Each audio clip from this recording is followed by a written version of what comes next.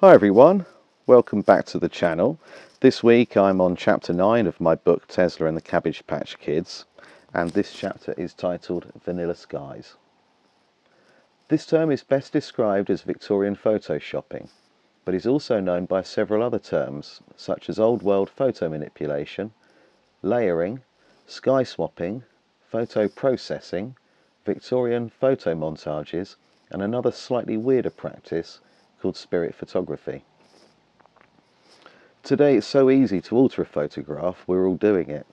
From softening your profile picture on social media to actually creating your own AI artwork, as commonly seen on TikTok. However, back in the 1840s, it was a very new technique, and the majority of people were totally unaware it actually existed. One particular pioneer of spirit photography was William H. Mumler, a photographer from New York who claimed he could capture images of the deceased.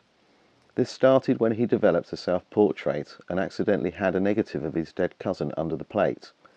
When developed, the photo had a faint image of his cousin stood right next to him.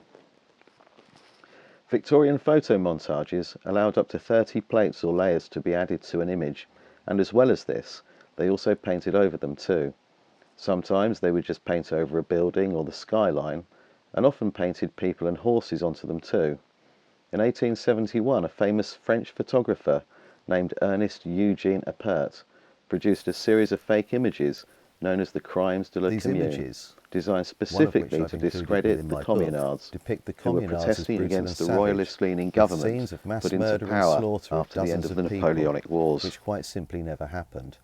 This, it seems, was the first example of photographs being used as propaganda, and it continued well into World War I and World War II. In fact, one of the most famous photos of Stalin is photoshopped, titled The Commissioner Vanishes, and is still available online for all to see. So why did they start doing this? Well, the first camera was produced or reverse engineered in 1816 and was called the heliograph.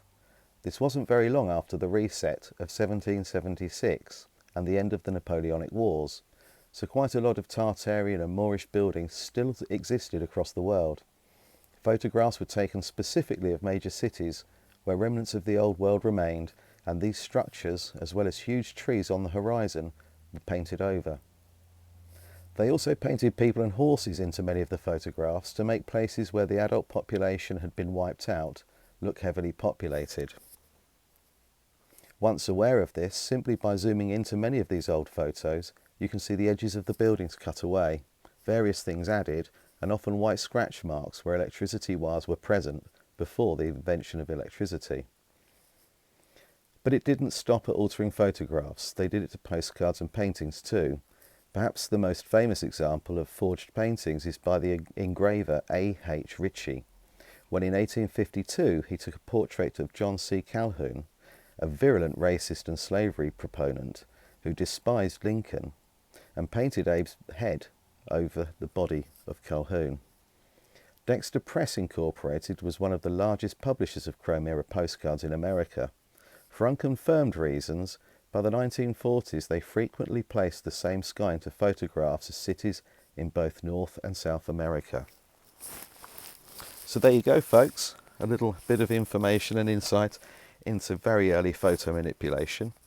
I hope you found it interesting and the images too. Please like and subscribe. Feel free to comment, and if you'd like a copy of my book, feel free to ping a message across or drop me an email and I can get a signed copy arranged for you. Thanks for watching everyone, and I will see you again very soon.